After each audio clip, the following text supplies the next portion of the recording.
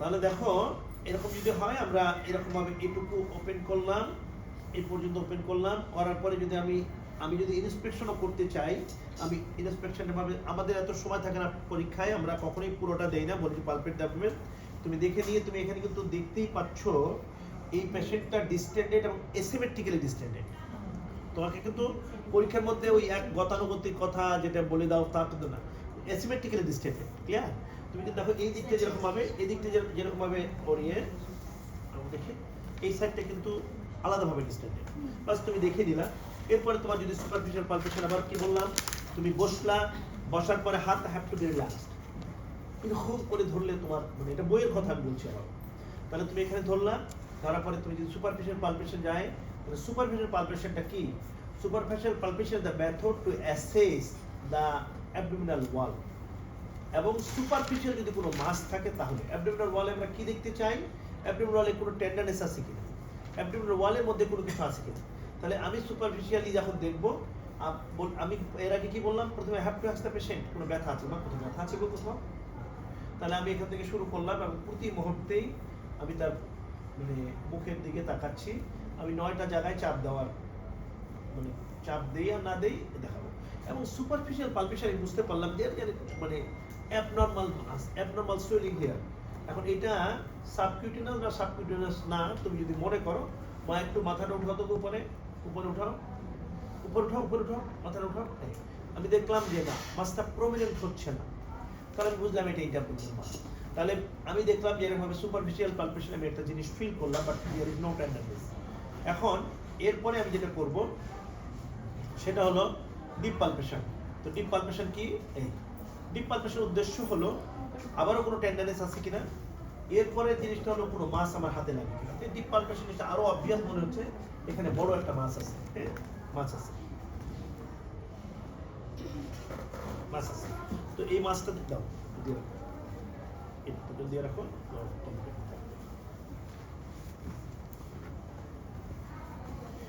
শোনো একটু কথা বলে রাখি, ফরেন এক্সামিনাররা পেশেন্ট কেয়ারিং এর ব্যাপারটা খুব ভালো করে খেয়াল করে। হ্যাঁ, এই জিনিসটা ওরা এবং বলেই ফেলে যে sorry sir, patient caring is not good, না একবারে বলেই ফেলে। ভালো পরীক্ষা দিচ্ছে, বললো যে মানে 5 মার্ক দিতে চায়, মানে দেওয়ার ব্যাপারে তার কথা এসে বলছে, বললো সরি স্যার, পেশেন্ট খুব রাফ অ্যান্ড টাফ হ্যান্ডেল করলে মানে অনেক সময় এটা উচিত না। বাস ক্লিয়ার হচ্ছে। তাহলে দেখো এই পেশেন্টটা যেহেতু আছে মা, বর্ষার কথা বলে দেখো, ঠিক আছে?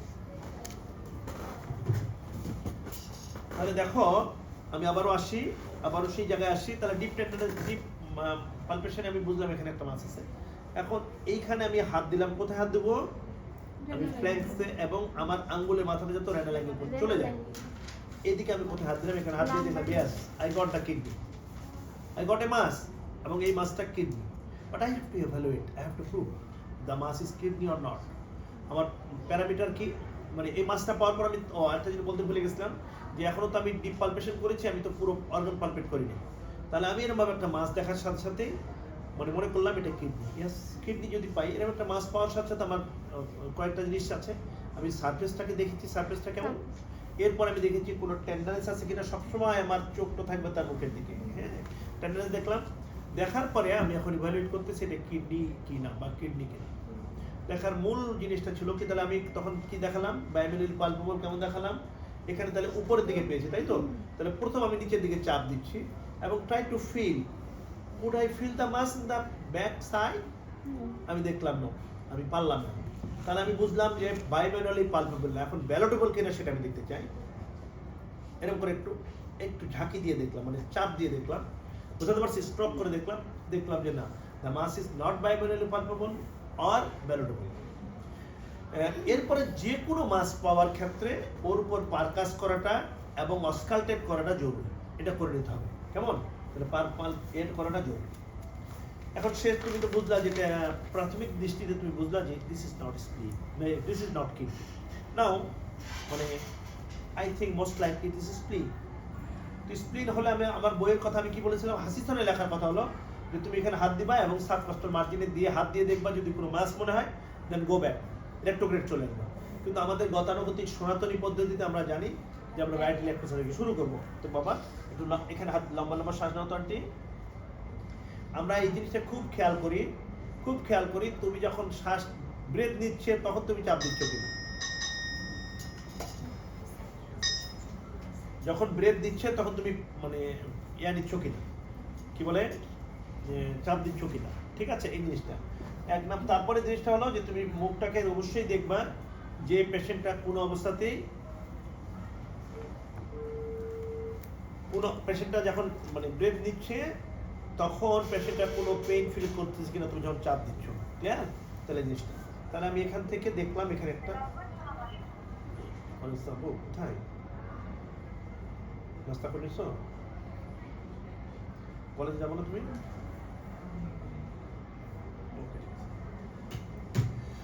তাহলে দেখো এখান থেকে যখন দেখলা তুমি মাছটা, তুমি মোরাললেস মাছটাকে আগে ইন্টারপ্রিটেট করো তোমার অ্যাসেসমেন্ট দিয়ে। এখানে দেখলা কি নন টেন্ডার, সারফেস স্মুথ, এবং মার্জিন দেখতে দিয়ে তুমি মজার ব্যাপার একটা দেখলা দেয়ার ইজ এ নস। তাহলে তুমি মোরাললেস শিওর হয়ে গেলা দিস ইজ স্প্লিন। তো তোমার কনফার্ম করার বিষয় আছে, তুমি আগে কিন্তু মাছটাকে অলরেডি একবার বাইমেরিয়ালি পালপেবল কিনা দেখে আসছো, সুতরাং এখন আর বাইমেরিয়ালি পালপেবল দেখার দরকার নেই। যদি তুমি কিডনি না দেখতে তাহলে এই মাছটাকে অবশ্যই আমি আবার বাইমেরিয়ালি পালপেবল কিনা বা মেলোটেবল কিনা দেখতাম। এখন চলে আসি either the mass is in সাইনোসিন test is positive or negative.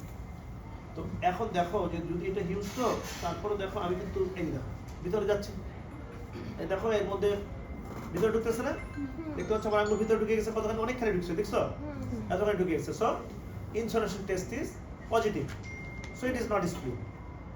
M I clear? সবাই একমত আমার সাথে? তাহলে আমি দেখো আমি আবারও বলি, ইনসাইনোশন শব্দের শাব্দিক অর্থ হলো দুইটা জিনিসের মধ্যে শীত কাটে, চোর যেভাবে শীত কেটে ভিতরের দিকে দুইটা ওয়ালের মধ্যে দিয়ে চলে যায়। ইফ আই কনসিডার দিস, ইনসাইনোশন টেস্টের শব্দ হলো এই দুইটা ওয়ালের মধ্যে আমার সন্তর্পণে হাতটা ঢোকা, এটা হলো শাব্দিক অর্থ। আমি কি বোঝাতে পারছি? কিন্তু in case of medical science, ইনসাইনোশন শব্দের অর্থ gate of the soul. Medical সায়েন্সে মানে পারিভাষিক অর্থে এই এতে কি বলে, এই যে যারা ফিকহ শাস্ত্র পড়ে না, ফিকহ শাস্ত্র পড়ে তার মধ্যে হলো হজ। হজ শব্দের অর্থ হলো পরিদর্শন করা। হজের মানে আরবি শব্দের পরিভাষা মানে ডাইরেক্ট অর্থ হলো কি বলে পরিদর্শন করা। শরীয়তের পরিভাষায় হজ বলা হয় নির্দিষ্ট সময় নির্দিষ্ট কতগুলি স্থানকে মানে তাহলে দুটো কিন্তু এক হলো। তো এখানকার ক্ষেত্রে তাই ইনসার্শন শব্দের অর্থ দুটোর মধ্যে আঙ্গুল ঢুকবে, এটা হলো অর্থ। কিন্তু ইনসার্শন শব্দের অর্থ হলো এরকম যে আঙ্গুল ঢুকলে হবে না, ওই হার্নিয়া যেরকম ভাবে গেট অফ দ্য সোলিং মানে এই মাস্টার তুমি গেট অফ দ্য সোলিং যদি যেতে পারতা তাহলে তুমি বলতা যে এটা insertion test positive. Is it clear? আচ্ছা এই কথাগুলো আমরা জিজ্ঞাসা করি।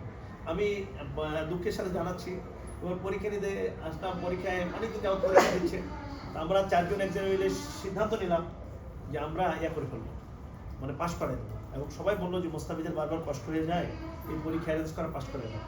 তো পাশ করাতে গেলাম, এরকম 3 জন নিয়ে পরীক্ষা দিতে গেছি। তো স্প্লিন এরকম স্প্লিন বড় স্প্লিন, আমি বললাম বড় দাও। একজন বলছে স্যার পোস্ট গ্রাজুয়েশন বড় স্প্লিন দেবো, আমি বললাম বড়ই দাও, বড়টাই পাচ্ছে। তো বড় পাওয়ার সাথে সাথে থেকে বলতো স্যার স্প্লিন। তাই বললাম how do say this spleen, I am অনেক thinking most likely it is kidney.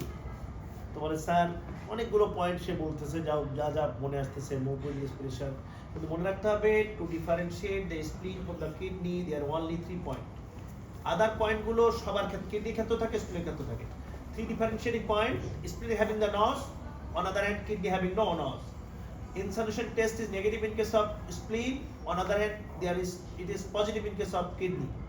And third things, the kidney is bilaterally palatable or palpable, spleen is not. ঠিক আছে? Now maybe তাকে আমি প্রথম বললাম please show me the measurement of the spleen. দাওটা ফিতা দাও।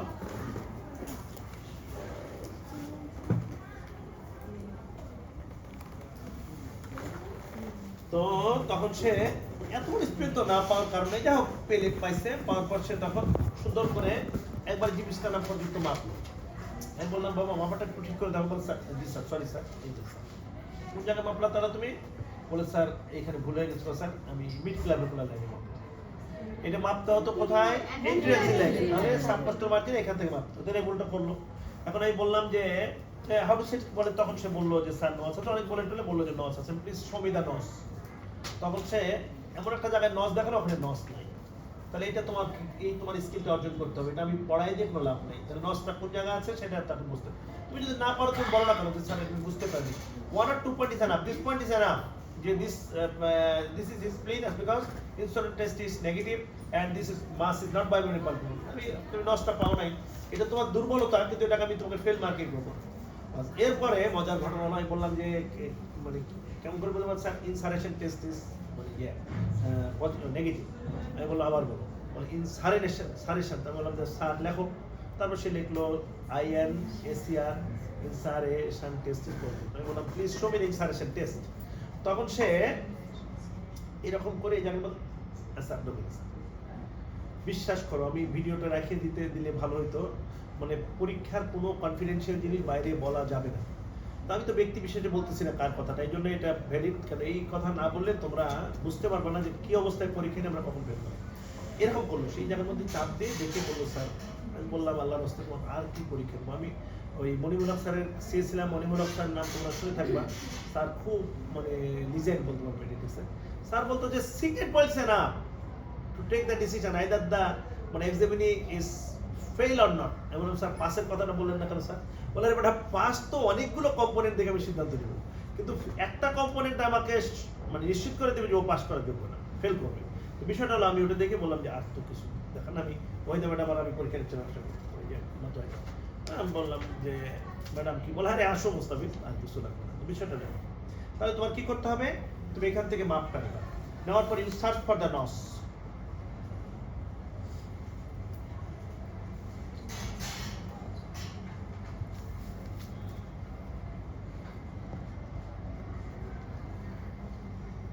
নসটা হয় মাল্টি নস আছে, তোমার নসটা খুব অবভিয়াস না। যাই হোক, এটা তো বললাম আমি যে এটা তোমার কোনো দুর্বলতা না। তাহলে তুমি নসটা দেখলাম, এরপর ইনসারেশন টেস্টটা দেখে তুমি বললা এটা হলো স্প্লিট। ঠিক আছে। Regarding liver, how to palpate the liver. Liver পালপেশনের জন্য একটা বড় বিষয়টা হলো যে তুমি ঠিক করে নিবা যে তুমি এই যে আবারও বলি, এই যে সাবকস্টাল মার্জিনের সাথে তোমার হাত তোমার আঙ্গুলটা প্যারালাল হবে। যদি তুমি এই মানে রেডিয়াল কি বলে তোমার ইন্ডেক্স ফিঙ্গার রেডিয়াল একটা দিয়ে যদি দেখতে চাও তাহলে এটার সঙ্গে প্যারালাল হবে, অথবা তুমি যদি টিপ দিয়ে দেখতে চাও এটা প্যারালাল। দুইটার ক্ষেত্রে তোমার আঙ্গুলটা প্যারালাল হবে, এই জায়গাটার মধ্যে এই দুটো প্যারালাল থাকবে। তো আমরা সাধারণত যেহেতু এই মেথডই করি এই জায়গাটা প্যারালাল থাকবে, তাহলে এটা খেয়াল করতে হবে। কি দেখলাম, মানে আঙ্গুল দুটো এরকম থাকবে, মানে এই আঙ্গুল বলতেছি মানে এই রিবের মার্জিনটা এবং আমার আঙ্গুলটা এই জায়গায় কোনো অবস্থাতে এরকম হয়ে যাবে না। তোমরা সব এটা করে করো, এবং এটা সঠিক হওয়ার একমাত্র পথ হলো বারবার করা। তুমি আমার কাছে শুনে যে লাভ নেই। ক্লিয়ার এসে তাহলে তুমি এটার বরাবর এখানে গেলাম। সেকেন্ড থিংস হলো তুমি উঠলা কারো তোমরা না ওপাশে এখান থেকে দেখাই কষ্ট, তুমি থাকবে না। যদি তুমি করো, তুমি যেখান থেকে পালপেট করো, বাবা একটু কাজ হতো শোনার দিকে একটু কাজ এই তুমি এখান থেকে করবা, তোমার রিবের কষ্ট মার্জিন হলো এটা। তোমার হাতটা কোনোভাবে এরকম হবে না, তাহলে তুমি প্যারালাল হবে না, হাতটা হবে এরকম। ক্লিয়ার? হাত রিল্যাক্স হবে, এই জায়গায় কোনো অ্যাঙ্গুলেশন হবে না, বসে যেতে হবে। এরপর rectus have to be avoided. এই রেকটাসের উপর দিয়ে যদি তুমি হাত দাও, rectus is taught muscle, strongest muscle in the abdominal ওয়াল। সুতরাং এখানে যদি তুমি দাও তাহলে রেকটাসের উপর চাপ পড়লে তুমি ফিল নাও করতে পারো। এই জন্য তোমার প্রসিডিওর হলো তুমি রেকটাসের উপর টাচই করবে না।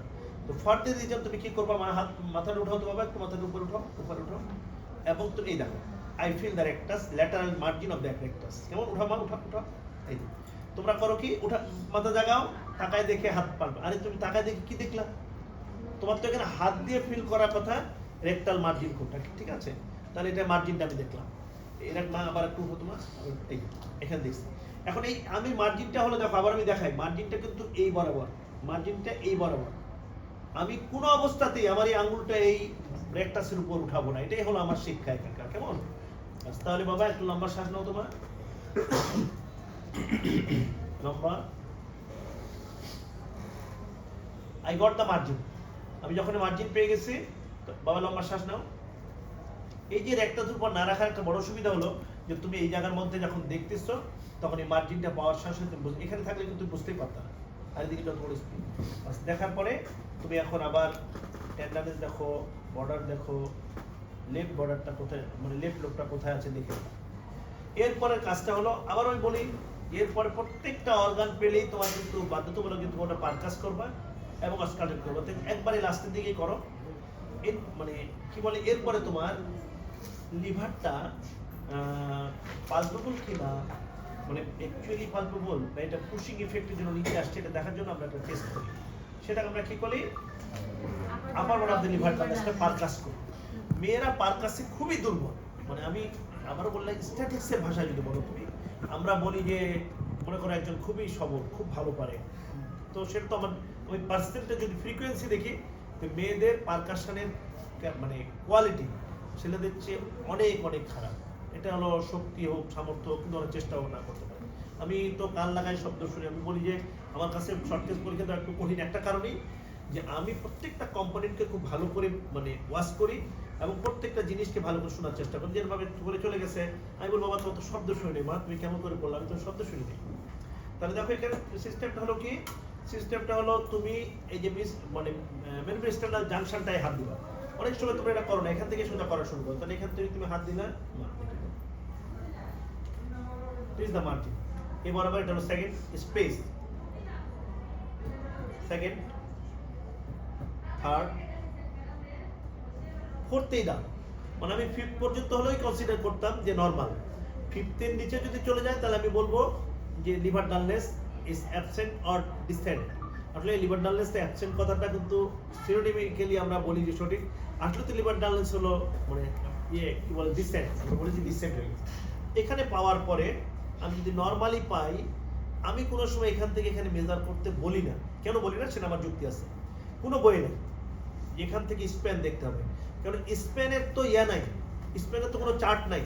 এই চার্ট দেখে আমি বলতেছি এখান থেকে যে 9 সেন্টিমিটার, আমি যে বলবো যে স্যার এটা বড় হয়ে গেছে তার তো কোনো উপায় নেই। কিন্তু অনেক স্যাররা মানে যেহেতু পরীক্ষার মধ্যে তুমি তো স্যারের সঙ্গে তর্ক করতে পারতেছো না, তুমি এখান থেকে টান দিয়ে জাস্ট একটু ট্যাপ ফেলে মেজার করবে, এখান থেকে ওই একই সঙ্গে এখান থেকে কতটুকু পালবো বলে এটা দেখতে হবে। বুঝতে পারছি? তুমি প্রথম যখন পেলে তখন তুমি কিছুই করলে না, মনে করে এরভাবে দেখলা, দেখার পর একটা মেজারমেন্ট নিলা, আবার ওখান থেকে এটা নিলা, তার দুটো স্প্যানটাও তোমার জানা হলো। ক্লিয়ার হয়েছে? তার লিভারটা আমি যখন বুঝলাম, স্প্লিনটা বুঝলাম, কিডনিটা বুঝলাম, তিনটা জিনিস দেখলাম। এরপর চলে যাই আমরা ব্লাডার দেখার ক্ষেত্রে। তোমরা ব্লাডার দেখার ক্ষেত্রে এরকম করে দেখতে থাকো, এরকম করে দেখতে থাকো। আমি সব সময় বলি যে মানে এটা বললেই আমি বলি যে please tell me the highest extension of the bladder. Bladder কত বড় হতে পারে? তো আমলিকাসের উপর হতো, আমি বললাম যে are you measuring the uterus? No, you are measuring the bladder. এই জন্য ব্লাডার দেখার সময় স্ট্যান্ডার্ড হলো আমলিকাস থেকে সে দেখে আসবে। এরপরে প্যারাআমলিকাল মানে কি বলে প্যারাঅটিক লিম্ফ নোড। প্যারাঅটিক লিম্ফ নোডটা সে কোনো অবস্থাতে রেকটাসের উপর দেখবে না, তাহলে রেকটাস মার্জিনের বাইরে যে জায়গায় দেখবে, এবং এই জায়গায় সে যেহেতু স্প্লিন এত বড়, এই দুই সাইড স্প্লিনের উপর চাপ দিলে কি যেতে পারবে সে? যদি এত বড় একটা স্প্লিন সে যদি এখানে চাপ দেয়, আমি বুঝবো যে সে জানে না। তাহলে সেই দুই দিকে একটু চাপ দিয়ে বলবে যে স্যার ফিল করা যাচ্ছে না, অনেক হিউজ স্প্লিন হয়ে গেছে তো স্যার, এটা দিয়ে দেখে।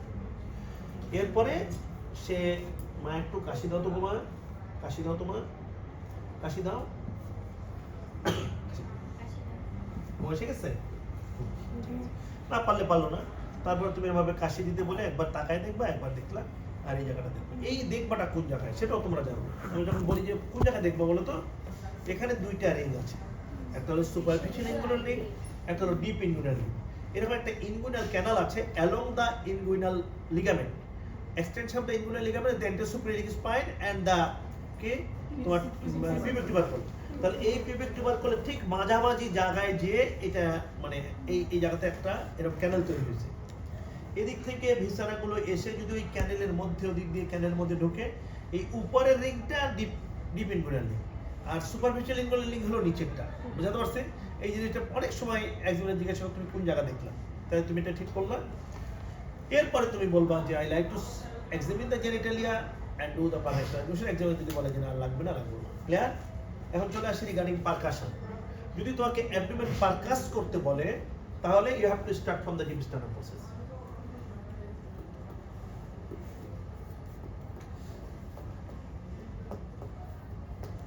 ঠিক আছে?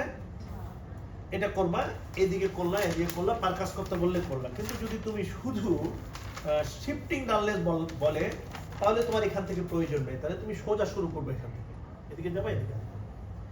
কিন্তু আমাদের অনেক এক্সামিনার আছে, ওই পরীক্ষা দেখেছি, এখান থেকে না শুরু করলেই ফায়ার হয়ে যায়। এবং দেখা গেল যে আমার টিচার, আমি তো মানে সিনিয়রদের অনেক সময় কানে কানে বলি স্যার, মানে ভদ্রভাবে বলি স্যার এখন তো এরকম করে গেছে বলে মানে দেখি যে একটু প্রশমিত করার চেষ্টা করি, কিন্তু সবসময় তো এরকম পরিবেশ পরিস্থিতি হয় না। তো এখন এখান থেকে পারকাস করে যাবা, এই দিকটা না দেখায় এদিকটা দেখায়, তাহলে তোমরা বুঝবা ভালো বুঝবা। হ্যালো হ্যালো স্যার, না না শাহরিয়ারকে অবশ্যই দেখাবা। শাহরিয়ার না না বললাম না তোমাদের উল্টো দিকে, আমার এই বিল্ডিং এর উল্টো দিকে বিল্ডিং এ বলো যে কিডনি বিভাগ বললে সবাই দেখা যাবে। হ্যাঁ হ্যাঁ যাও।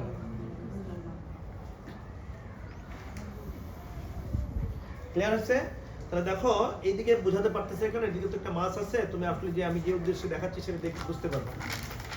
তারপর সিস্টেমটা দেখাই। সিস্টেম হলো একটা আঙ্গুল দিবা, অন্য আঙ্গুলগুলো যদি উপরে থাকে, সব আঙ্গুলগুলো থাকলে ডাব ডাব শব্দ এমনি হবে।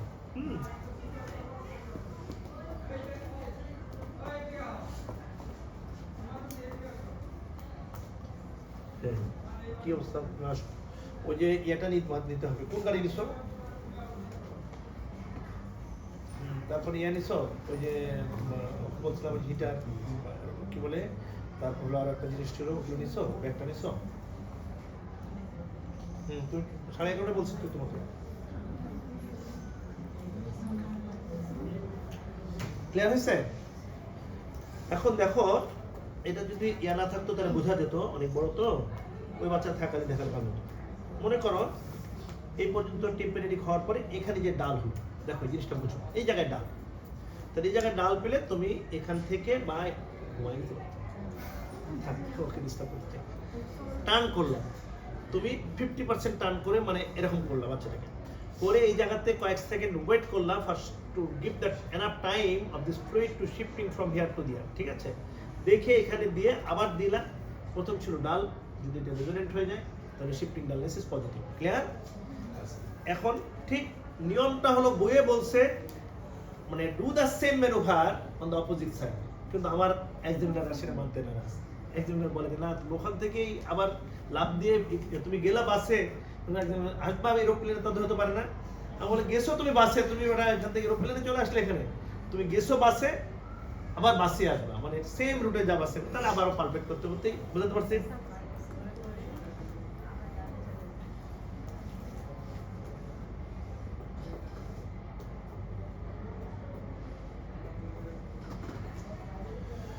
তাহলে টেকনিকও কিছু আছে, মানে তুমি যখন দিবা ওখানে জায়গায় যে মনে করো একটু আস্তে দিলা, একটু দেখালে ভালো করে যে একটু ঢাপ করে উঠে দেবো, তাহলে তুমি ওই জায়গা থামাই দাও, দিয়ে টার্ন করো, করার পরে ভুলেও আর জোরে বাড়ি মারবা না।